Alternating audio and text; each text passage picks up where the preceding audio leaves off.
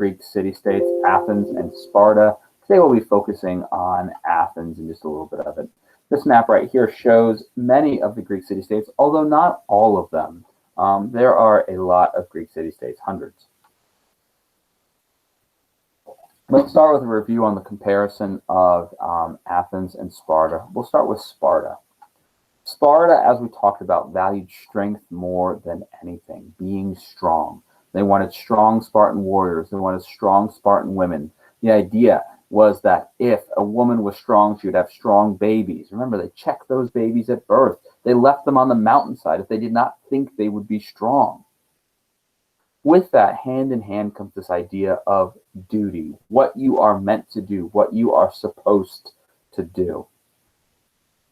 This idea that it is your duty to be strong. We talked about how every boy from age 7 joined the army. It was their duty to serve, and with their lives. With that, of course, is also this idea of discipline.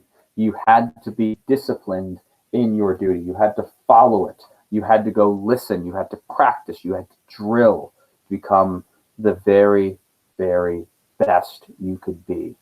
Now, all three of those things together made for the Spartans to have an incredibly strong and powerful army. But here's something that's very interesting about the Spartans. Despite the fact that their focus was on war, that their focus was creating a strong and powerful army, the Spartans really, for the most part, kept to themselves through a lot of Greek history. They didn't use their power unless they were pushed to use their power. They were very insular. They didn't have people going out of Sparta. They didn't have people going into Sparta. So they only used their army when needed. Now let's contrast these ideas of strength and duty and discipline to the Athenians.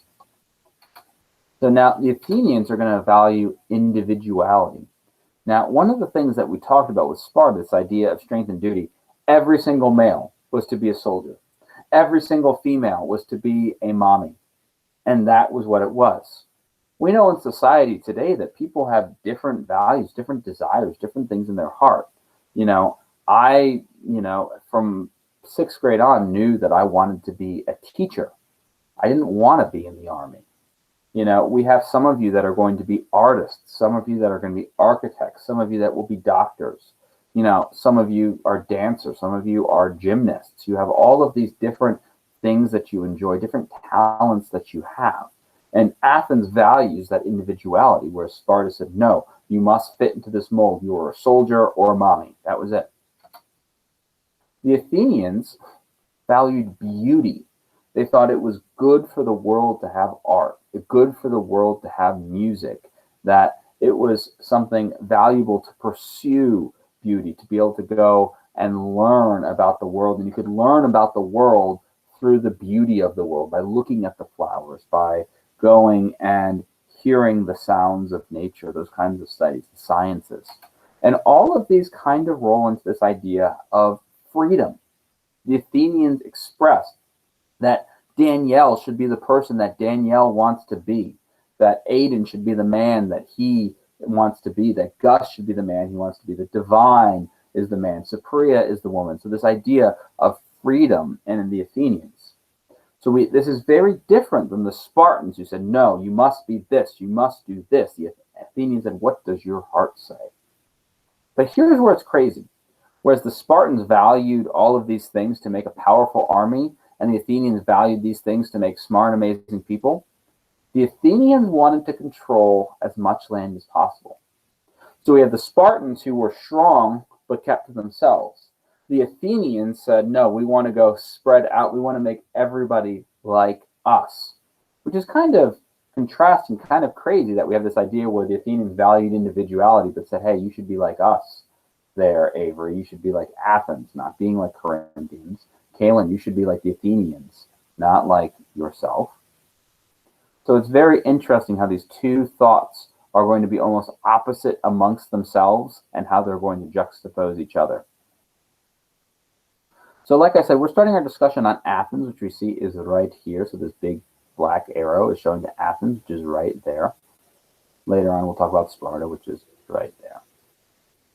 So let's look at the Athenian government a little bit. Now, Athens, we know, is going to be the birthplace of democracy. We sing it in our song. We did not get to our song yet because we took so long doing our do now and our homework. Maybe we'll get to it right at the end of this slide, I think. Now, Athens had a monarchy. That monarch was overthrown with a tyranny. Remember, a tyranny. A tyrant is a person who seizes power by force. Carson says, I can do this job better. He gets the army to join him, and he pushes the king Samuel out of power. But unfortunately, Carson was a true tyrant. He did not keep his promises to the people, and he ruled unjustly. He's overthrown, and the Athenians create a direct democracy. And remember this very important vocabulary word that we must know, a direct democracy. Citizens vote on every issue. Every Athenian citizen, Caleb and Lance and Austin, I'm only saying boys' names because unfortunately the Athenians only let boys be citizens. They had their voice is heard in government. In Athens, the idea of public debate becomes one of the most important things. The idea of arguing your beliefs, the idea of going and saying, this is how we should do this. Just like the video we saw on Friday, how all of the Athenians, they'd go to the assemblies, they'd hear what they were saying, and then they would cast their vote on what the city-state should do. The idea of arguments became super important. I know you guys often think of arguing as something you might do with your siblings, or heaven forbid your parents, when you have different ideas and sometimes you yell at each other. The idea of arguing was the idea of going and stating your point, why you believe what you believe. This is going to be a golden age of the orator, someone who is able to speak eloquently, to get their ideas across well. And as we had in our do now question, we have different duties as citizens. It was your duty as a citizen to go vote. It was your duty as a citizen to participate in government. And like we said, it's your duty as a citizen to go defend that government in case of war. It's very similar to how our country has this idea that it's going to be your duties. When you guys turn 18, it's going to be your job to take part in this government, to vote for our leaders, to maybe some of you will be our leaders, you know, in the future, which I think would be amazing to have some of you become politicians. Maybe with you all in charge, we can have society be a much better, more fair place. Anyways, that is our notes for the day. I'm going to stop our recording. Does anyone have